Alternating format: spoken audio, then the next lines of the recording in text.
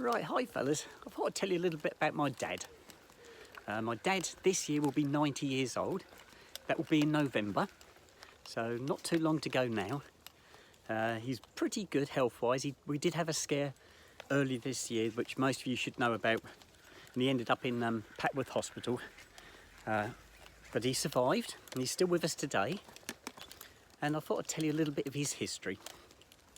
Now, my dad grew up during the Second World War in London. He wasn't evacuated, he stayed there. And he's south of the Thames, and he was a schoolboy.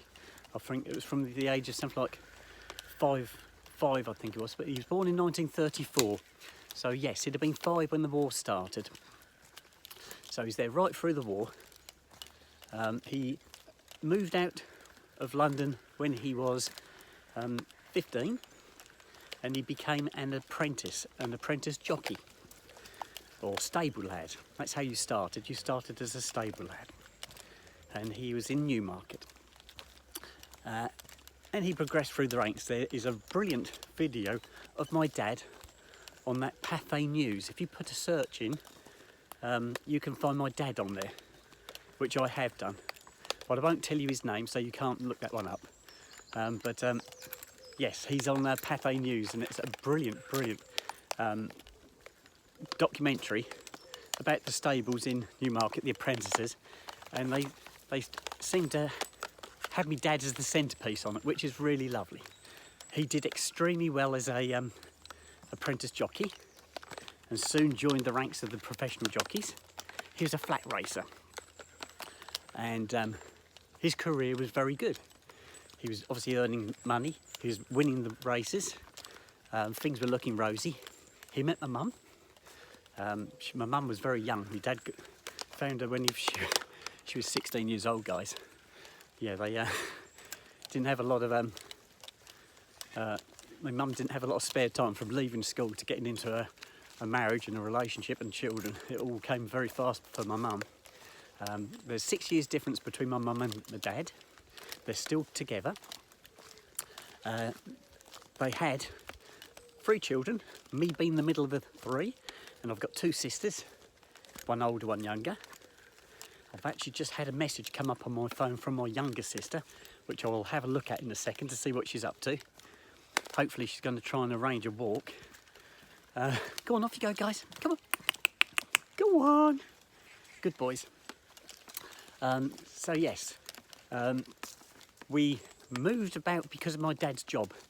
My dad came out of riding in the 1960s, and he went into working for a firm called Electrolux.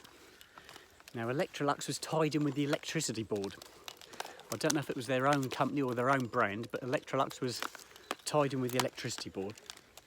And what my father did, he was a service engineer for Electrolux, and he was going around to people's houses servicing the Hoovers. That was his job.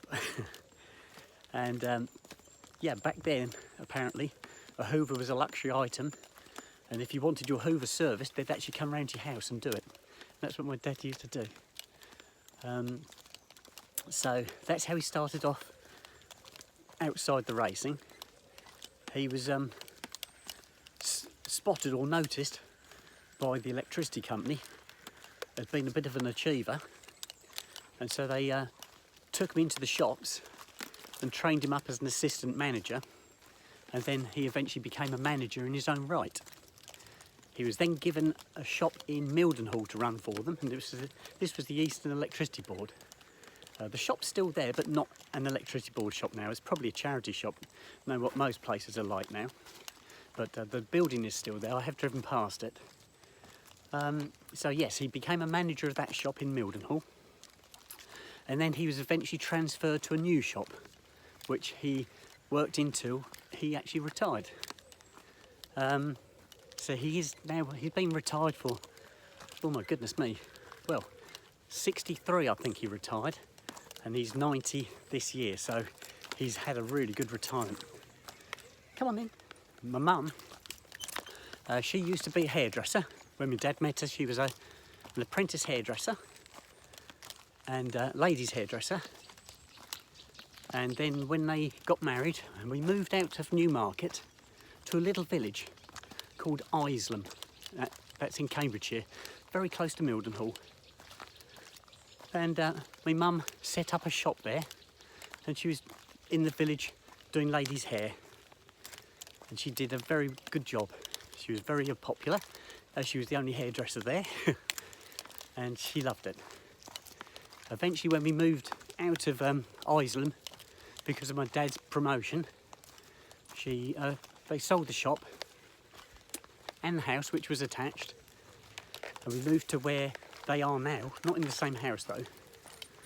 And come on in. I'm puffing, guys. I've just come up a slope. That's the asthma kicking in again. Whew. Oh, the bench has fallen over. There was a lovely bench here and it's fallen over. I'm sure they'll rebuild it. Looks like one of the posts has rotted away. There, look, there's a lovely bench there you could sit on. Come on in, guys, let's go. Come on, sit. Here he comes. So, got wet toes now, the grass is wet. So yes, when we moved from my dad's job, my mum came out of hairdressing and she went to work for a jeweller, or jewellers, a shop assistant in a jeweller's shop. Go on, off you go, guys. She loved it. She absolutely loved the job. And she stayed there till she retired. So she retired before my dad because of the age difference. She retired. Yeah, they really, really good. Very traditional. My parents are extremely traditional. Very stuck in the ways, possibly. You know, my father would expect to come home and find his dinner on the table waiting for him. The woman's role in life was to look after the house, look after the children, and the man's job was to go out and earn the money and pay the bills. And that's basically how it was. Yes, but they're still there, still deeply in love. It's lovely to watch them now, the age that they are, helping each other as best they can. They have got some home helps coming now to help them, because they're both getting to the point where things are getting quite difficult. Myself and my sisters go up and help them. So yes, they're very independent and they do things all the time. They've constantly got projects on, but no sooner have they got them on than they've done them. They don't hang about anymore. These projects that me and you think about for a long time and save up for, my mum and dad just do them, which is lovely, which is really nice. So I've got these little projects all the time. So yes, I'm extremely proud of my parents, both of them. Love them to bits. Yeah, we're a really close family, and I've had some fantastic support from my parents and my sisters, all very supportive guys, and I'm living the dream. Right, I'm still puffing now because I'm going up another hill, so I'm going to sign out now and catch my breath, guys. Okay, bye-bye.